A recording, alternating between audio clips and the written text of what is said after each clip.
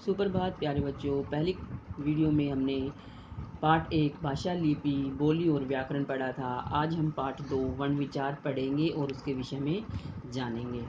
सबसे पहले बेटा, आप कुछ लोगों को जानने के लिए यह ज़रूरी है कि वर्णों का ज्ञान हमारे लिए बहुत ज़रूरी है। यदि हमें हिंदी भाषा को सीखना है तो उसके लिए वर्णों का ज्ञान बहुत ही ज़रूरी है। भाषा के शुद्ध उच्चारण और शुद्ध लिखने के लिए वर्णों का ज्ञान होना जरूरी है।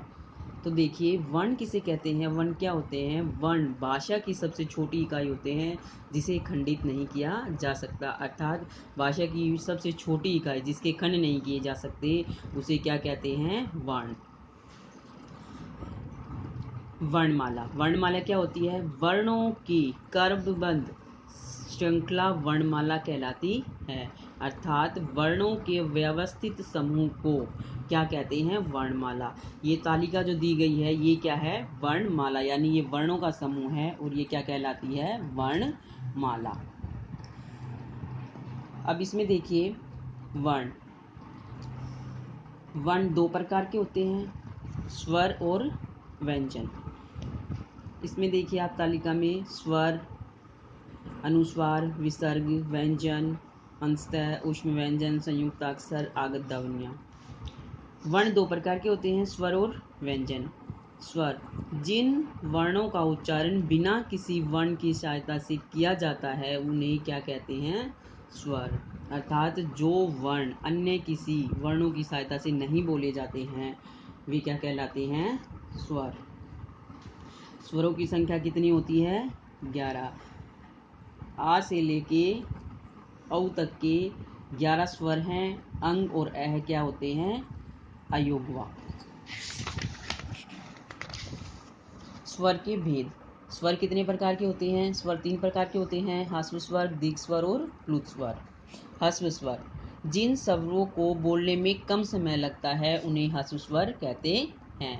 इनकी संख्या कितनी होती है, 4। अर्थात ह्रस्व का मतलब होता है कम, ठीक है। तो जिन वर्णों को बोलने में कम समय लगता है तो वो क्या कहलाएंगे, ह्रस्व स्वर। इनकी संख्या 4 होती है।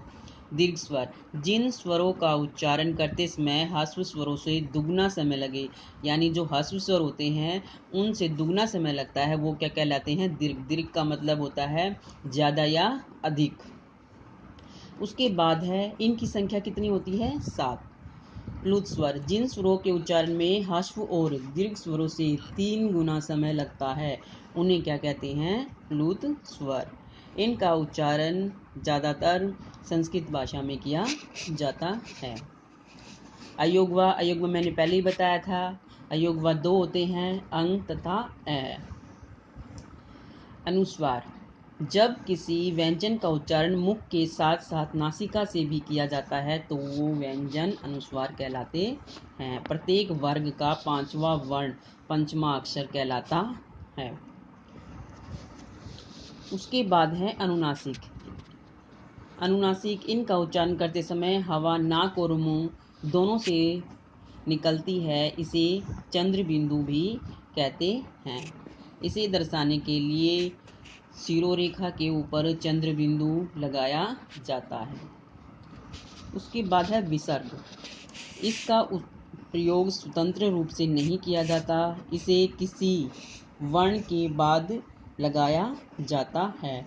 इसका उच्चारण है कि समान होता है, अर्थात जब हम इसे बोलते हैं तो पीछे हमारे मुख से क्या है कि ध्वनि निकलेगी।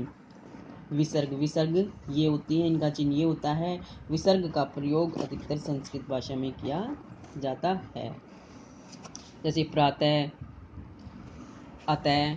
इस प्रकार से जब हम बोलते समय हमारे मुख से ये है कि ध्वनि निकलती है तो वो क्या लगेगा, विसर्ग। उसके बाद है व्यंजन।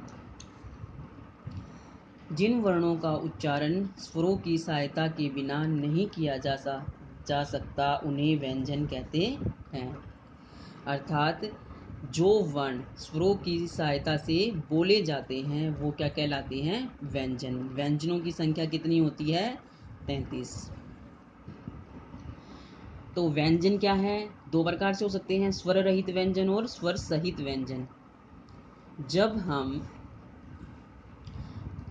व्यंजन के नीचे, किसी भी वर्ण के नीचे अगर हम हलंत यानी ये छोटी सी तिरछी रेखा लगा देते हैं तो वो स्वर रहित व्यंजन हो जाता है। और अगर हम ये तिरछी रेखा नहीं लगाते हैं, हलंत नहीं लगाते हैं, तो वो क्या है, स्वर सहित व्यंजन है। अर्थात ये इसमें स्वर रहित व्यंजन है और ये क्या है, स्वर सहित व्यंजन है। इसमें ये जो व्यंजन है, इसमें अगर हम इसको अलग करेंगे तो का प्लस आ ये हो जाएगा, और इसमें हलंत है अर्थात इसमें क्या है, स्वर नहीं है। उसके बाद देखिए व्यंजन, व्यंजन के भेद, स्पर्श व्यंजन, अंत व्यंजन और ऊष्म व्यंजन। जिस प्रकार से स्वर के 3 भेद हैं उसी प्रकार से व्यंजन के भी 3 भेद होते हैं, स्पर्श, अंतः और ऊष्म व्यंजन। स्पर्श व्यंजन, जिन व्यंजनों का उच्चारण करते समय जीवा मुख के विभिन्न अवयव या भागों को स्पर्श करती है उन्हें स्पर्श व्यंजन कहते हैं। अर्थात जब हम वर्णों का उच्चारण करते हैं तो जो भी हम उच्चारण करते हैं, उनको बोलते हैं, तो हमारे मुख के विभिन्न भागों को स्पर्श करके जो बाहर निकलते हैं उन्हें क्या कहते हैं, स्पर्श व्यंजन। स्पर्श व्यंजनों की संख्या कितनी होती है, 25। स्पर्श व्यंजन के 5 वर्ग होते हैं, तो इनकी प्रत्येक वर्ग में 5 वर्ण होते हैं, तो इनकी संख्या कितनी हो गई, 25। जैसे का वर्ग, चा वर्ग, ता वर्ग, ता वर्ग और पा वर्ग, तो इनको अगर हम काउंट करेंगे, जोड़ेंगे, तो इनकी संख्या कितनी है, 25। नेक्स्ट, अंत व्यंजन, इन व्यंजनों का उच्चारण करते समय जीवा मुख के किसी भी भाग को पूरी तरह स्पर्श नहीं करती है तो अंत व्यंजन कहलाते हैं। अंत व्यंजनों की संख्या कितनी होती है, 4।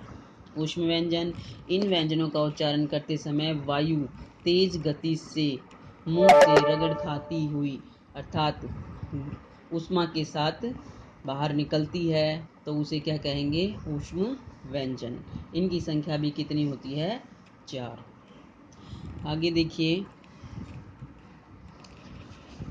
वर्ण विच्छेद। वर्ण विच्छेद का क्या होता है कि किसी भी शब्द को अलग अलग वर्णों में बांटना क्या कहलाता है, वर्ण विच्छेद। कोई भी शब्द दे दिया जाएगा तो आपको अगर उसका वर्ण विच्छेद करना है तो वो क्या कहलाएगा, वर्णों को अलग करना ही क्या कहलाता है, वर्ण विच्छेद।